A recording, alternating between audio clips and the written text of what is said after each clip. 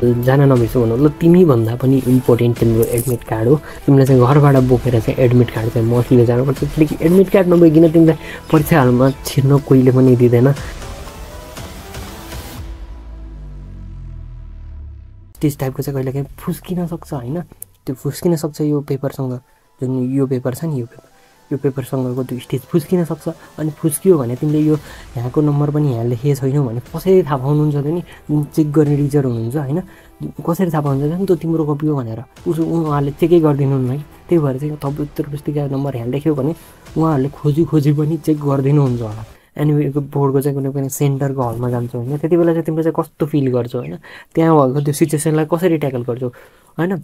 अनि चाहिँ तिमीहरू कहिलेकाहीँ हुन्छ नि पुरै फेयरमा गइरहेको हुन्छौ कि, फेयरमा गइसकेपछि तिम्रो चाहिँ एकदमै बिग्रिन्छ कि, किनकि तिमीले वर्षभरि पढ्यौ होइन, अनि चाहिँ तिमी चाहिँ फेयरमा गएर मेरो चाहिँ यस्तो हुँदैन भनेर गइरहेको भने हुँदैन क्या, त्यो इक्जाम राम्रो हुँदैन।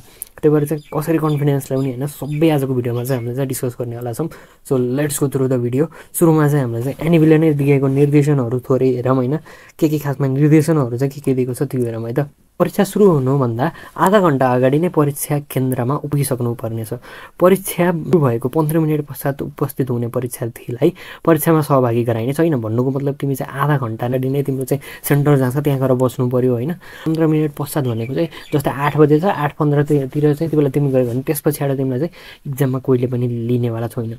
तोकेको परीक्षा कार्यक्रम अनुसार परीक्षामा अनुपस्थित हुने परीक्षार्थीका लागि पुनः अर्को व्यवस्था गरेको छैन। भन्नु मतलब तिम्रो त्यो दिन इक्जाम छुट्यो भने त्यसपछि तिमीले दिने भनेको रिइक्जामै हो। त्योभन्दा अरू चाहिँ तिमीलाई चाहिँ कुनै पनि छुट्टै दिन तोकेर तिमीलाई चाहिँ त्यसरी कहिले पनि इक्जाम दिन लगाउने छैन। ठिक छ। कुनै आकस्मिक बिदा गर्न गएमा समेत परीक्षा नियन्त्रण कार्यालयको पूर्व सूचना बिना परीक्षा स्थगित गरिने छैन भनेको चाहिँ एकदम रियर केसमा हुन्छ क्या, कहिलेकाहीँ नै हुन्छ क्या, धेरै जसो हुँदैन क्या यो बिदा जुन रुटिन छ होइन। अब त्यो पहिले सरौ भने त जस्तै आन्दोलनले गर्दाखेरि सर हो नि त, पहिला कोरोना गर्दाखेरि सर्थ्यो, बट अब इक्जामको बिचमा चाहिँ त्यस्तो सर्ने चाहिँ रियरली हुन्छ क्या। त्यही भएर चाहिँ त्यो भयो भने चाहिँ एनइबीको अफिसियल वेबसाइटहरूमा आउँछ भनेको। अब परीक्षामा चाहिने सामग्रीहरू चाहिँ होइन यो ग्राफ पेपरहरू होइन, चार्टहरू होइन, गोसेरा भाउचर होइन, बैङ्क नगदी किताब योहरू चाहिँ तिमीले चाहिँ आफैले लैजानुपर्छ भन्ने चाहिँ यहाँ चाहिँ लेखेको छ। बायोलोजीको लागि चाहिँ बोटानी र जुओलोजीको चाहिँ एउटै उत्तर पुस्तिकामा लेख्नुपर्छ भनेर भनेको छ है त। एउटै उत्तर पुस्तिका मतलब फरक युज नगर, त्यसैमा जुनमा छ जुन देखान त्यसैमा लेख भनेको है त। परीक्षा केन्द्र मतलब यो त मोस्टली नै पाइँदैन कि परीक्षा केन्द्र चाहिँ तिमीले परिवर्तन गर्नै पाउँदैनौ होइन। अब यो मोबाइल फोनहरू चाहिँ तिमीले चाहिँ नलग होइन, लग्ने पनि होइन, किन भन्दा चाहिँ यस्तो यो थाहा पायो भने चाहिँ तिमीलाई चाहिँ तिम्रो एक्जामिनेसन क्यान्सल पनि हुनसक्छ होइन, तिमीले अर्को वर्ष दिनुपर्ने हुनसक्छ। सो यस्तो यो कुराहरू चाहिँ मोस्टली तिमीले फलो गर्नु नै पऱ्यो। इक्जामको दिन चाहिँ के गर्ने होइन, इक्जामको हलमा परेर चाहिँ के गर्ने त्यो बारेमा चाहिँ थोरै डिस्कस गरौँ। Reach the exam centre early, चाँडोभन्दा चाँडो होइन 30 मिनट अगाडि चाहिँ के गर भन्दा चाहिँ इक्जाम सेन्टर चाहिँ तिमी चाहिँ त्यहाँ पुग्नु पऱ्यो क्या 30 मिनट अगाडि पनि। किन भन्दा चाहिँ तिम्रो चाहिँ त्यहाँ कलेजको गेट थिम चाहिँ तिमीलाई चाहिँ कहाँ परेछौ, सिट प्लानहरू के छ गुरु भनेर त्यहाँ लेखेको हुन्छ। तिमीले त्यहाँ खोजेर अनि आफ्नो हल कहाँ छ होइन, आफ्नो हल त्यो चाहिँ पस्नुपर्ने हुन्छ। त्यही भएर चाहिँ 30 मिनट अगाडि जानुपर्छ है त, त्यो खोजेर चाहिँ तिमी भित्र पस्नुपर्ने हुन्छ।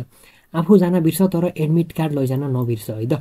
किन भन्दा चाहिँ त्यो दिनको लागि तिमी भन्दा पनि इम्पोर्टेन्ट भनेको एडमिट कार्ड हो कि। ठिक छ, तिमी भन्दा पनि इम्पोर्टेन्ट भनेको एडमिट कार्ड हो। तिमीलाई एडमिट कार्ड बिना चाहिँ तिमीलाई भित्र छिर्न दिने त्यहाँ कोही पनि हुँदैन, गेटबाट भित्र छिर्न पाउँदैनौ कि एडमिट कार्ड नभइकन भने। त्यही भएर चाहिँ एडमिट कार्ड चाहिँ तिमीले चाहिँ घर राखेर आउँछौ। तिमी एडमिट कार्ड पनि लछौ, सबै कुरा भइसक्यो र तिमी चाहिँ अब चाहिँ इक्जाम सेन्टरमा चाहिँ तिमी छिर्दैछौ होइन, गेटबाट जाँदैछौ भने चाहिँ त्यति बेला चाहिँ तिमी फुल्ली कन्फिडेन्स भौ कि। किन भन्दाखेरि चाहिँ when you walk towards your exam hall होइन, तिमी चाहिँ जब इक्जाम हलतिर चाहिँ जाँदै हुन्छौ नि त्यति बेला चाहिँ के गर्नु डोन्ट टक विथ फेयर के। किन भन्दा चाहिँ त्यो बेलाको कन्फिडेन्सले नै तिम्रो चाहिँ रिजल्ट डिसाइड गर्छ कि। अब तिमी चाहिँ त्यो इङ्ग्लिसको इक्जाम छ, मतलब ग्रामर पनि केही आउँदैन, प्यासेज पनि मैले केही गर्न सक्दैन, त्यो सोचेर गयो भने तिम्रो इक्जाम फिक्सै बिग्रिन्छ। ठिक छ, तिम्रो फिक्सै बिग्रिन्छ। त्यो सोच्ने नै होइन, तिमी जतिसुकैको प्रिपेरेसन होस् न त्यो सोच्दै नसोच कि, जति मतलब लो लेभलकै होस् न प्रिपेरेसन, त्यो सोच्ने काम चाहिँ नगर। किनकि तिम्रो चाहिँ अल त्यही तिम्रो चाहिँ थिङ्किङमा डिपेन्ड हुन्छ। तिमीले इक्जाम कस्तो गर्छौ तिम्रो थिङ्किङमा डिपेन्ड हुन्छ। अथवा तिमी टपर छौ, वर्षभरि पढ्यौ होइन, तिमीले चाहिँ लास्ट मोमेन्टमा गएर वहाँ गएर चाहिँ होइन म केही पनि आउँदैन जस्तो फिल गर्यौ होइन, त्यस्तो माहौल देखेर चाहिँ त्यस्तो फिल हुनसक्छ क्या कसैको, त्यस्तो हुनसक्छ। त्यो भयो भने चाहिँ तिम्रो कन्फिडेन्स एकदम डाउन भयो र जसले गर्दाखेरि तिमीले चाहिँ सबै कुराहरू आफै बिर्सिन थाल्छौ। त्यो साइकोलोजी हो। त्यो बिर्सेन तिमीले चाहिँ इक्जाम बिगारेर आउँछ, जतिसुकैको टपर हो न तिमी। ल त्यही भएर चाहिँ के गर भन्दाखेरि चाहिँ फुल्ली कन्फिडेन्समा जाऊ, आई हेभ प्रिपेयर्ड होइन, त्यो भनेर चाहिँ जाऊ होइन। कन्फिडेन्स चाहिँ लो हुन नदेऊ, कन्फिडेन्स चाहिँ फुल्ली हाई हुनु पऱ्यो। म सक्छु, मैले बोर्ड आज फोडेर आउने हो, मैले 4 GPA ल्याएर आउने हो, त्यो चाहिँ हरेकको मनमा आउनु पऱ्यो। ल 4 नम्बरमा जाऊँ है त, राइट योर सिम्बल नम्बर। अब तिमी चाहिँ इक्जाम हलमा पुगिसक्यो, right your symbol number in registration number correctly भन्नु मतलब तिमीले चाहिँ अब इक्जाम हलमा पुगिसकेपछि चाहिँ तिमीले यस्तो खाले कपी दिइन्छ, ठिक छ। यस्तो खाले कपी दिइसकेपछि चाहिँ तिमीले चाहिँ यहाँ चाहिँ सिम्बल नम्बर अङ्कमा भनेको, अङ्क भनेको बुझ्छौ नि डिजिटमा, तिमीले सिम्बल नम्बर लेख्नुपर्छ र यहाँ चाहिँ रजिस्ट्रेसन नम्बर अङ्कमा लेख्नुपर्छ र अक्षरमा चाहिँ तिमीले चाहिँ यहाँ चाहिँ आफ्नो सिम्बल नम्बर लेख्नुपर्ने हुन्छ। यहाँ चाहिँ अक्षरमा चाहिँ के लेख्नुपर्ने हुन्छ, आफ्नो सिम्बल नम्बर लेख्नुपर्ने हुन्छ। जस्तै 7766 छ भने 7766 छ भने तिम्रो मानिलिउँ है अहिलेको लागि सिम्बल नम्बर यति छ भने यो डिजिटमा चाहिँ यति यही नै लेख 77766 भनेर यसरी नै लेख। अब यहाँ अरू पनि होला होइन। र अक्षरमा लेख्दाखेरि चाहिँ तिमीले चाहिँ 7766 लेख्दा पनि हुन्छ, अथवा SEVN 7766 भनेर लेख्दा पनि हुन्छ। तिमीलाई जसरी सजिलो लाग्छ त्यसरी लेख्ने है त। 7766 लेख्दा पनि हुन्छ, 7760 लेख्दा पनि हुन्छ। रजिस्ट्रेसन तिमीले लेखिहाल्यो। अब यो विषय कक्षाहरू त तिमीले चाहिँ भरिहाल्छौ। अब यो मेन कुरा है त, थप उत्तर पुस्तिका भनेको तिम्रो मेन कुरा मैले यहाँ बुझाउन खोजेको। ल हेर, के कपी थपिसकेपछि कपीको नम्बर लेख्नु जरुरी छ, यो मैले बुझाउँछु है त तिमीहरूलाई। भन्नुको मतलब तिमीलाई यो सुरुमा चाहिँ यो मूल उत्तर पुस्तिका भनेर योवाला पेपर दिएको हुन्छ, ठिक छ। अब तिमीले योवाला पेपर सकिसकेपछि तिमीले चाहिँ अब अर्को सिट चाहियो नि त होइन, एक्स्ट्रा सिटहरू चाहियो। एक्स्ट्रा सिट चाहिँ तिमीलाई चाहिँ एउटा दिइन्छ, सर म्याडमहरूले त्यहाँ जो हुनुहुन्छ उहाँले प्रोभाइड गराउनुहुन्छ तिमीलाई। त्यहाँ चाहिँ तिम्रो चाहिँ यहाँ यसरी नम्बर, उत्तर पुस्तिकाको नम्बर यहाँ छ नि, यसरी नै मूल उत्तर पुस्तिकाको नम्बर भएदेखि तिम्रो चाहिँ यहाँ चाहिँ त्यो एक्स्ट्रा सिटको पनि नम्बर हुन्छ, ठिक छ। तिमीले चाहिँ यो यहाँ दिएछ थप उत्तर पुस्तिकाको सङ्ख्या भन्दा चाहिँ तिमीले जतिवटा थप्यो, जस्तै एउटा थप्यो भने +1, अर्को थप्यो भने +1 गर। र थप उत्तर पुस्तिकाका नम्बरमा चाहिँ यहाँ जुन नम्बर छ नि त्यसको नम्बर चाहिँ यहाँ लेख्दै जाऊ। अब तिमीले अर्को थप्यो भने कमा लाएर अर्कोको नम्बर पनि यहाँ लेख्दै जाऊ। किन भन्दाखेरि चाहिँ तिमीले स्टाप्लर यहाँ टाले हुन्छौ। कहिलेकाहीँको सिनारीमा चाहिँ के हुन्छ भन्दाखेरि चाहिँ तिम्रो चाहिँ यो बोर्ड इक्जामको कपीहरू चाहिँ एकदम गाडीमा हालेर होइन, अनि बोरामा प्याक गरेर लैजाने हुन्छ। कहिलेकाहीँ पानी पर्दैला, कहिलेकाहीँ लुज होला होइन। लुज भयो भने चाहिँ यो स्ट्याप्लर जुन यो गरेको हुन्छ नि, यो स्टिचको काँटी हुन्छ नि, यो स्टिचको काँटी चुडिन सक्छ क्या तिम्रो एक्स्ट्रा सिटसँग। यो चुड्डियो भने चाहिँ के हुन्छ, तिमीले अब यो चुड्डियो र तिमीले यहाँ थप उत्तर पुस्तिकाको नम्बर पनि तिमीले यहाँ लेखिदिएको छैनौ भने चाहिँ चेक गर्ने सरले कसरी थाहा पाउनुहुन्छ त नि, त्यो चित्तेको चाहिँ त्यो चाहिँ सिट चाहिँ तिम्रै हो भनेर सरले, त्यो चेक गर्ने सरले कसरी थाहा पाउनुहुन्छ त नि। इफ तिमीले यहाँ लेखेछौ भने त्यो सरले खोजी भयो भने तिम्रो चाहिँ आन्सर चेक गर्ने सम्भावना हुन्छ। तर यहाँ लेखेनौ भने चाहिँ सरहरूले हेर्नुहुन्न क्या, तिम्रो कपी खोजेर बस्नुहुन्न, किनभने यहाँ छँदै छैन। अब कुन आधारमा खोज्ने त नि, त्यही भएर चाहिँ त्यस्तो चाहिँ नगर। उत्तर पुस्तिका लेख्नु चाहिँ मोस्टली इम्पोर्टेन्ट छ, मैले भनिहालेँ। सिम्बल नम्बर यो चाहिँ छुटाउनु भएन, करेक्टली नै लेख्नु पऱ्यो है त। ल भएर मेरो आन्सर यस भयो है त। धेरैले सोधिराख्ने क्वेसन छु, त्यही भएर यसमा चाहिँ यस भयो। अब तिमी चाहिँ तिम्रो स्टेज भनेको चाहिँ कहाँ पुग्यो भन्दा चाहिँ तिमी चाहिँ अब चाहिँ क्वेसन पेपर बाँड्नुभन्दा अगाडिको स्टेजमा पुगिसक्यो क्या तिमी होइन। अब त्यो बेला चाहिँ म एउटा अर्को इम्पोर्टेन्ट टिप्स भन्छु तिमीलाई चाहिँ। अब कुनै पनि इक्जामहरू जुन चाहिँ जस्तै फिजिक्स, केमिस्ट्री, म्याथ होइन, अनि यस्तो क्वेसन यस्तो हुन्छ नि, यस्तोमा चाहिँ सिम्पल धेरै 2 अथवा 3 मार्क्सको क्वेसन पनि के हुन्छ भन्दाखेरि चाहिँ 3 मार्क्सको क्वेसन पनि तिम्रो चाहिँ फर्मुला बेस्ड सोधिराखेका हुन्छन्, ठिक छ। अब यो सोधिराखेर के भन्न लाउनुको त नि दाइ भन्छौ भने चाहिँ तिमीले चाहिँ के गर भन्दा चाहिँ एउटा त्यो भर्खरै देखाएको थियो नि पेपर, यो पेपरको चाहिँ लास्टतिर जाऊ होइन। लास्टतिर गएर चाहिँ के लेख, लास्टतिर अथवा कतै गएर चाहिँ पेपरको ट्याक्क माथि चाहिँ टपमा चाहिँ रफ भनेर लेख, पेपरको टपमा चाहिँ रफ भनेर लेख। यो रफ लेखिसकेपछि चाहिँ अब चाहिँ यहाँ चाहिँ के लेख भन्दाखेरि चाहिँ तिमीलाई याद भएका फर्मुलाहरू लेख। किन भन्दाखेरि सानो अक्षरमा सबै लगभग सक्छौ भने सबै फर्मुला लेख, नभए अलिअलि फर्मुला लेख्दा हुन्छ, ठिक छ। जुन चाहिँ इम्पोर्टेन्ट छन् तिनीहरू चाहिँ लेख्दा हुन्छ। किन भन्दाखेरि चाहिँ जस्तो तिमीले अब इक्जाम दिन थाल्यौ, इक्जाम दिन थाल्दाखेरि तिमीले अलिअलि त गर्न सक्यौला, ल गऱ्यौ, यो गऱ्यौ, फर्स्ट गऱ्यौ, सेकेन्ड गऱ्यौ, थर्डको गर्दाखेरि तिमीलाई आएन, थर्डको गर्दाखेरि आएन। त्यो आएन भने चाहिँ के सोध्छौ भन्दा चाहिँ ल मलाई त केही गर्नै आएन भन्ने सोध्छौ कि होइन। तिम्रो चाहिँ एकदम माइन्ड चाहिँ त्यो पुरै तनाव हुन्छ कि माइन्डमा पुरै शरीरभरि तनाव हुन्छ।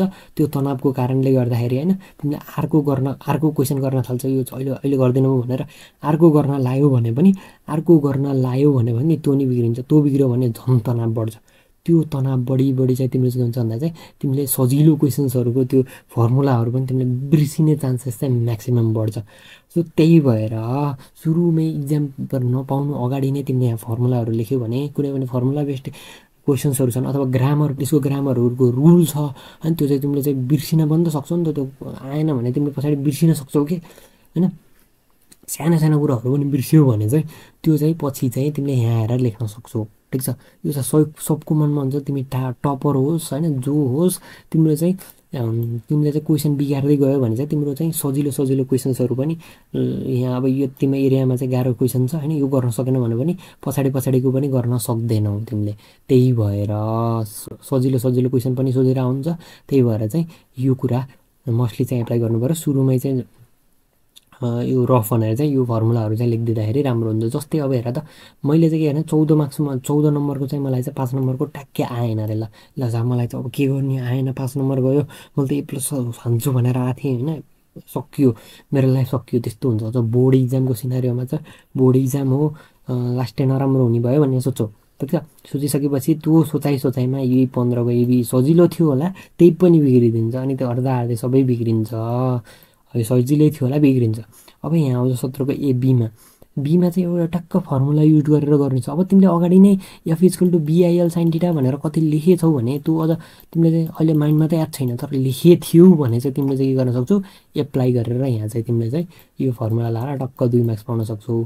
किन भन्दा चाहिँ कुनै पनि मिल्यो भने तिम्रो साइकोलोजी नै के हुन्छ भन्दा चाहिँ मिल्यो भने चाहिँ अब केही हो रिलिफ मिल्दै जान्छ होइन। अन्त कुनै क्वेसन मिल्दियो भने त्यसपछि चाहिँ मेरो क्वेसन मिल्दै गयो भने तिमी यो पछाडि यो जुन छ नि यो गर्न नसकेको क्वेसन्सहरू पनि तिमीले लास्टमा गर्न खोज्यो भने त्यो आफ हुन्छ नि आउँदै जान्छ क्या। ठिक छ, त्यो मोटिभेसन हो क्या, पुरै कन्फिडेन्स हो क्या, त्यो म गर्न सक्छु भन्ने कन्फिडेन्स हो क्या। त्यही हो क्या, प्यानिक हुने नै होइन क्या त्यो बेला, प्यानिक हुने नै होइन। प्यानिक भयो भने तिम्रो चाहिँ त्यही सकियो क्या कुरो। ठिक छ, त्यही भएर चाहिँ अब अर्को टिप्समा जाऊँ है त। अर्को टिप्समा कुरा गरौँ यसको लागि। क्वेसन प्रोभाइड गरिसकेपछि मलाई त यो आउँदैन भनेर बस्नुभन्दा होइन, मलाई त अब यस्तो तनाव भयो आउँदैन भनेर बस्नुभन्दा जुन आउँछ त्यही गर। भर्खरै भने नि तिमीले जुन आउँछ त्यही गर्दै जा। जस्तै यो आएन भने यसमा टाइम नगभाऊ के तिमी, नगभाऊ। यसको टेन्सन पनि तिमी छोडिदेऊ, अर्कोबाट गर्दैछौ। यो सजिलो होला, यो गर्दै यो सजिलो मिल्यो, ल यो पनि मिल्यो, यसरी मिल्यो फ्लोमा मिल्दै गयो भने सबै मिल्दै जान्छ। अनि लास्टमा यही ट्राई गर्यो, यही लास्टमा चाहिँ 14 नम्बरको फेरि ट्राई गर्यो भने चाहिँ त्यो मिल्ने चान्सेस हुन्छ। इफ चाहिँ तिमीले कहिलेकाहीँ पढेछौ भने त्यो चाहिँ मिल्ने चान्सेस हुन्छ। अथवा तिमीले पढेनौ भने पनि केही न केही मिलाएर लेखेर आउँछौ जसले चाहिँ मार्क्स आउने पोसिबिलिटी हुन्छ। तर अब चाहिँ तिमी चाहिँ यसैमा झुल्यौ भने अब अर्को पनि गर्न सक्दैनौ, त्यसपछि अर्को पनि गर्न सक्दैनौ। गर्दै तिम्रो रिजल्ट चाहिँ गुल्टिन्छ। त्यही भएर चाहिँ don't panic if you forget something small होइन। समथिङ स्मल भनेर जस्तै मैले यही भुलेँ भने पनि त्यसमा प्यानिक नभऊ, त्यो क्वेसन अहिलेलाई स्किप गर अनि चाहिँ सजिलो क्वेसनमा जाऊ। सजिलो गर्दै जाऊ, तिमीले चाहिँ हार्ड पनि मिलाउन सक्छौ। यति चाहिँ तिमीले चाहिँ त्यो इक्जाम हलमा भयो बेला याद गर्नु पऱ्यो, यति चाहिँ तिमीले चाहिँ एप्लाई गर्नु पऱ्यो। ठिक छ, सबै कुरा चाहिँ तिम्रो चाहिँ त्यही प्यानिक हुने नहुनेमा डिपेन्ड हुन्छ क्या। कहिलेकाहीँ तिमीले पनि महसुस गर्यो होला कि तिमीले चाहिँ कुनै पनि क्वेसन गर्न आएन भने चाहिँ तिमी एकदम सेकी भइराखौ, रातो अमिलो भइरहेको छौ, केही गर्न सक्दैन, मनमा हुन्छ नि दिमागमा त्यस्तो हुन्छ कि कहिलेकाहीँ। सो त्यो भयो भने चाहिँ तिमीले चाहिँ अरू क्वेसन पनि भुल्ने चान्स अझसम्मको कुनै इक्जाममा त्यस्तो रियलाइज गरेछौ होला, तिमी बोर्ड इक्जाममा पनि रियलाइज गर्ने नै वाला छौ कि। त्यही भएर चाहिँ मैले भनिदिएको है त, त्यसमा टाइम गभाउनुभन्दा अरू सजिलो क्वेसन्सहरू गर्दाखेरि तिमीलाई बेटर हुन्छ। ल 7 नम्बरको टिप्समा जाऊँ। 30 मिनट अथवा 1 आवरपछि चाहिँ तिमीलाई चाहिँ एमसिक्यू क्वेसन हुन्छ नि, जस्तै फिजिक्स केमिस्ट्री म्याथमा चाहिँ एमसिक्यू हुन्छ, 11 म्याक्सको एमसिक्यू कभर गरेको हुन्छ। त्यो चाहिँ 30 मिनट अथवा 1 घन्टापछि चाहिँ तिमीलाई चाहिँ एमसिक्यू दिइन्छ। अब त्यो एमसिक्यू दिँदाखेरि चाहिँ तिमी चाहिँ अब मस्तले गरेर राछौ भने सिक्वेन्सली गरेर राख भने ग्रुप बीको आधा अवधि क्वेसन तिमीले सकिरहेको हुन्छौ। मैले पनि सिक्वेन्सली गर्ने बानी थियो, त्यही भएर चाहिँ मैले चाहिँ फिजिक्स केमिस्ट्री म्याथमा चाहिँ मलाई याद छ मैले ग्रुप बीको आधा अवधि भ्याउँदाखेरि चाहिँ एमसिक्यू क्वेसन्सहरू आएको थियो। अब त्यो एमसिक्यू क्वेसनलाई चाहिँ कसले माइन्ड डाइभर्ट गर्छ त नि, ग्रुप बी गरिरहेछ, मस्त मिलिरहेछ होइन, सजिलो सजिलो क्वेसन आइरहेछ। अब त्यो एमसिक्यू गर्न कसले माइन्ड डाइभर्ट गर्छ त नि, गर्दैन क्या। पहिला ग्रुप बी गर्छ, ग्रुप सी गर्छ, अनि बल्ल ग्रुप ए गर्छ। त्यस्तो गर्दाखेरि चाहिँ के हुन्छ भन्दा चाहिँ ग्रुप ए को क्वेसन छुट्ने कहिलेकाहीँ पोसिबिलिटी हाई भइन्छ क्या। किनभने चाहिँ मेरो म्याथको इक्जाममा भएको हो, पछाडि त्यो 11 मार्क्स धेरै हो नि त 11 मार्क्स भनेको नि। त्यही भएर चाहिँ के गर्छ, ग्रुप यो एमसिक्यू क्वेसन जति बेला आयो नि तिमी जुनमा छौ अनि जुन क्वेसनमा थियो ग्रुप बीको जुन क्वेसनमा थियो त्यो सकेपछि फेरि एमसिक्यू गरिदेऊ कि। किनभने चाहिँ पछि छुट्यो भने त्योभन्दा ल्याङ के हुँदैन, किन 11 मार्क्स भनेको धेरै नै इम्पोर्टेन्ट मार्क्स हो। अनि चाहिँ पछि तुक्का लाएर आउनुभन्दा त्यो पहिले नै थोत्रै गर, अनि 1-2टा त छोडिदिँदा भयो, नआएको छोडिदिँदा भयो मतलब त्यो बेलाको लागि छोडिदिँदा भयो, नभए चाहिँ लास्टमा चाहिँ यसो तुक्का आएर हान्न पनि सक्थ्यो। तर चाहिँ यसो सबै छोड्ने कुरा हुँदैन, कुनै पनि आएको क्वेसन्सहरू पनि तिमीले एमसिक्यूमा चाहिँ छोड्नुपर्ने बाध्यता हुन्छ कि पछि टाइम पाएनौ भने। त्यही भएर चाहिँ एमसिक्यू आउँदा बित्तिकै गर। मैले चाहिँ मैले म्याथको एमसिक्यूहरू गर्न पाएको थिइनँ, सब तुक्का लाएर आएको हो मलाई याद छ। त्यही भएर चाहिँ मैले चाहिँ तिमीहरूलाई चाहिँ यो भनेको। सो त्यही कुरा गर है त। ल गाह्रो क्वेसन या क्वेसन पढ्दै नपढेको टाइपको छ भने लास्टतिर गरे हुन्छ। मैले भने नि अघि होइन, गाह्रो क्वेसन छ होइन, तिमीलाई चाहिँ त्यो माइन्ड डाइभर्ट गर्नुभन्दा होइन, माइन्डलाई चाहिँ त्यो सन्देश दिनुभन्दा, माइन्डलाई चाहिँ मलाई चाहिँ केही गर्ने, यसलाई चाहिँ केही गर्ने आउन्न भन्ने सन्देश दिनुभन्दा बरु सजिलो क्वेसन जुन चाहिँ पढाइछ त्यो क्वेसन्सहरू गरेर माइन्डलाई चाहिँ यसो फकाइ फुलाइ गरेर होइन, सबै साइकोलोजिकल खेल हो होइन, माइन्डलाई नै उल्झाउने हो क्या सबै।